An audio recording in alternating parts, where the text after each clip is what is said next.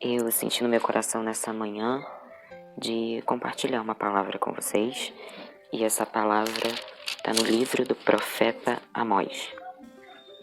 O profeta Amós, ele é considerado um dos profetas menores porque ele escreveu menos capítulos do que os outros.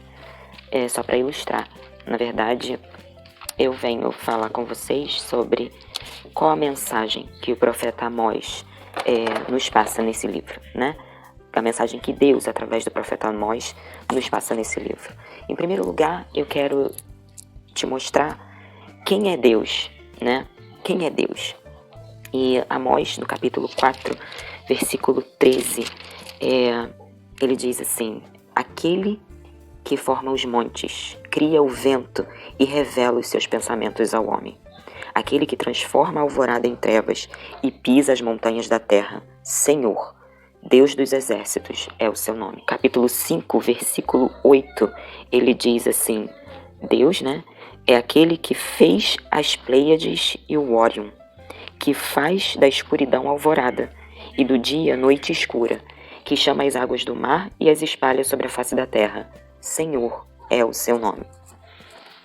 E, de acordo com o profeta Amós, o que o Senhor quer de nós, né? De nós, seres humanos, de nós, seus filhos, de nós, criaturas? Qual é o desejo que o Senhor tem no seu coração? Então vamos lá para Amós capítulo 5, no versículo 4. Logo na primeira parte ele diz assim: assim diz o Senhor à nação de Israel: busquem-me e terão vida. Ainda no capítulo 5, no versículo 6, ele diz assim: busquem o Senhor e terão vida. No versículo 14 e 15, ele diz: busquem o bem e não o mal, para que tenham vida. Então o Senhor, o Deus dos exércitos, estará com vocês, conforme vocês afirmam. Odeiem o mal, amem o bem, estabeleçam a justiça nos tribunais. Essa é a vontade do Senhor para a nossa vida, né? Que a gente busque para ter vida, para a gente buscar o bem, para a gente estar perto dele, ter intimidade com ele. Mas o que Israel estava fazendo nesse momento? Aqui o Senhor já tinha tirado Israel, eles já tinham sido libertos, da escravidão, eles já tinham passado pelo deserto, o Senhor já tinha resgatado eles. Nesse momento, Israel continuava pecando. Mesmo depois de tudo que o Senhor fez, Israel continuava pecando. E trazendo para os nossos dias, os dias de hoje, a gente continua pecando. Mesmo diante de toda a misericórdia do Senhor, mesmo diante de tudo que o Senhor fez e que o Senhor continua fazendo, muitas vezes a gente não desvia do pecado. A gente se deixa envolver, se deixa levar. E aqui o profeta fala assim, o profeta começa a denunciar a hipocrisia dos líderes de Israel, que frequentavam cerimônias religiosas, até ofertavam, mas negligenciavam com os pobres, ignoravam a injustiça. E eles estavam ignorando a injustiça ao redor, E além disso, eles estavam vivendo uma vida totalmente reprovável, segundo as orientações do Senhor. E a gente pode ver isso no capítulo 4, versículo 4 e 5, onde o próprio Senhor diz, através do profeta: vocês vão a Betel e ponham-se a pecar, vão a Gilgal e pequem ainda mais.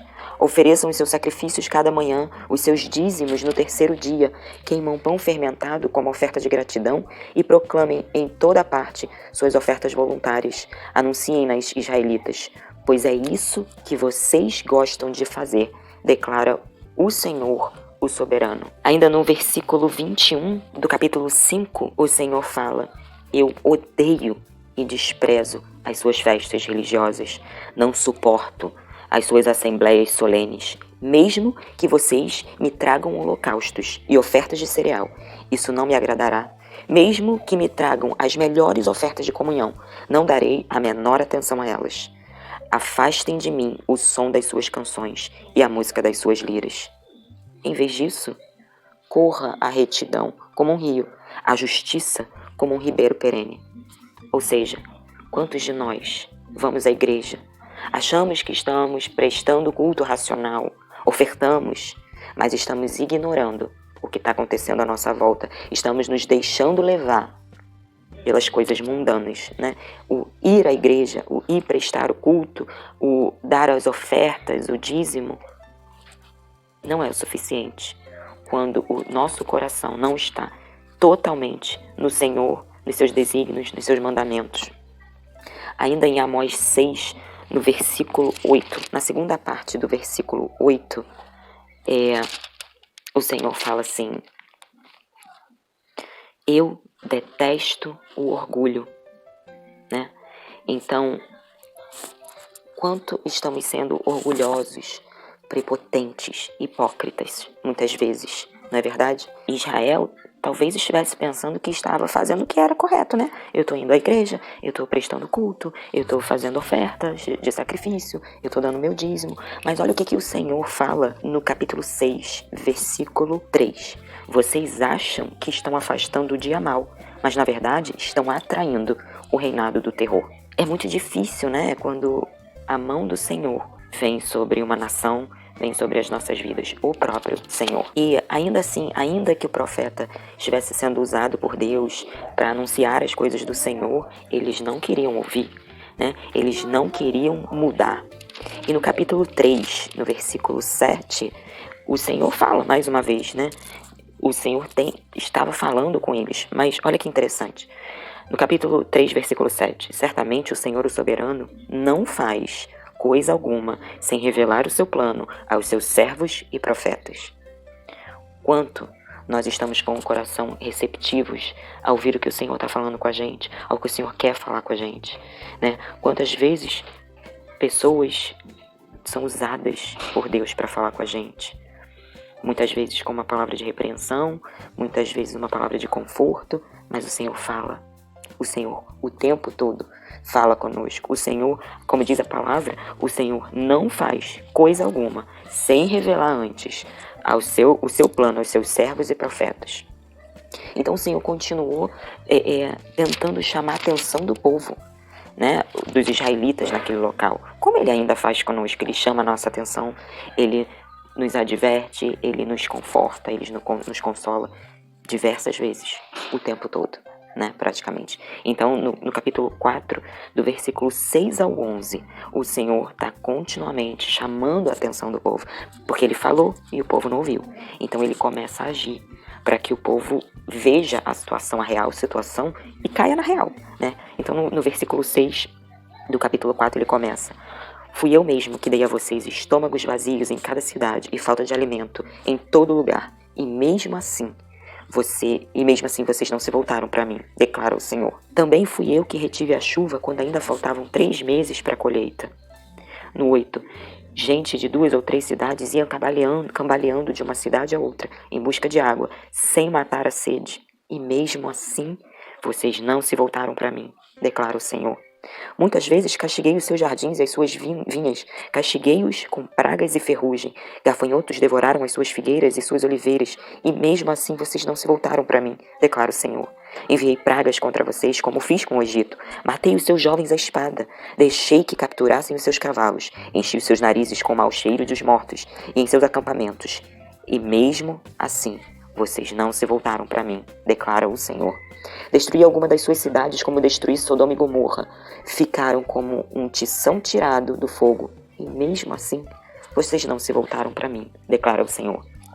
O Senhor fala ainda 2 vezes, 3 vezes, e o povo não escuta. Muitas vezes nós não escutamos. Então o Senhor age de forma para que nós possamos ver com os nossos próprios olhos a realidade da situação, a nova situação, para que a gente sinta e volte ao Senhor. E como Israel, nessa época, assim nós, nos dias de hoje, muitas vezes, diante da situação como hoje, né? Diante de vírus, diante de fome, sede, guerra, muitos de nós não voltamos ao Senhor, ainda com todo o cenário, com toda a realidade. Então, o Senhor diz, através do profeta Amós, no capítulo 4, versículo 12, ele diz assim: por isso, na segunda parte, preparem-se para encontrar-se com o seu Deus, ó Israel. Encontrar-se com o seu Deus, o que significa isso? Deus falou, Deus avisou, Deus mostrou, e o povo nada. ele explica o que é encontrar com seu Deus no capítulo 5, versículo 18 a 20. Ele fala assim: ai de vocês que anseiam pelo dia do Senhor. O que pensam vocês do dia do Senhor? Será dia de trevas, mas não de luz. Será como se um homem fugisse de um leão e encontrasse um urso. Como alguém que entrasse em sua casa e encostando a mão na parede fosse picado por uma serpente. O dia do Senhor será de trevas e não de luz. Uma escuridão total, sem um raio de claridade. E no versículo 16 a 17, ainda desse mesmo capítulo, ele diz: haverá lamentação em todas as praças e gritos de angústia em todas as ruas. Os lavradores serão convocados para chorar e os pranteadores para se lamentar. Haverá lamentos em todas as vinhas, pois passarei no meio de vocês, diz o Senhor. E no capítulo 8, do versículo 9 a 12, ele ainda diz: naquele dia, declara o Senhor o soberano, farei o sol se pôr ao meio-dia e em plena luz do dia escurecerei a terra. Transformarei as suas festas em velório e todos os seus cânticos em lamentação. Farei que todos vocês vistam roupas de luto e raspem a cabeça. Farei daquele dia um dia de luto por um filho único e o fim dele como um dia de amargura. Quando o Senhor diz que Ele mesmo passará pelo meio do povo, Ele mesmo irá se encontrar com o povo de Israel. Em Tiago 1, no versículo 27, o Tiago menciona sobre esses dias que Amós está nos dizendo aqui. E a minha reflexão para vocês é: será necessário que o próprio Senhor venha? Já não basta a gente estar vivendo dias tão difíceis. Vamos acordar. Vamos logo se voltar ao Senhor para que a gente tenha vida. E vida em abundância. Vamos refletir sobre essa palavra. Vamos se voltar ao Senhor. Vamos estar de todo o nosso coração. Não ignoremos o que está à nossa volta. Vamos seguir os mandamentos. Vamos estar de todo o coração, conforme as orientações do Senhor, para que a gente tenha vida e vida em abundância. E assim, o Senhor será ainda mais misericordioso conosco, porque a misericórdia do Senhor são as causas de não sermos consumidos. Ainda assim, Ele está sendo misericordioso. Fica o meu agradecimento, fica o meu apelo e que Deus abençoe todos vocês. Fiquem na paz.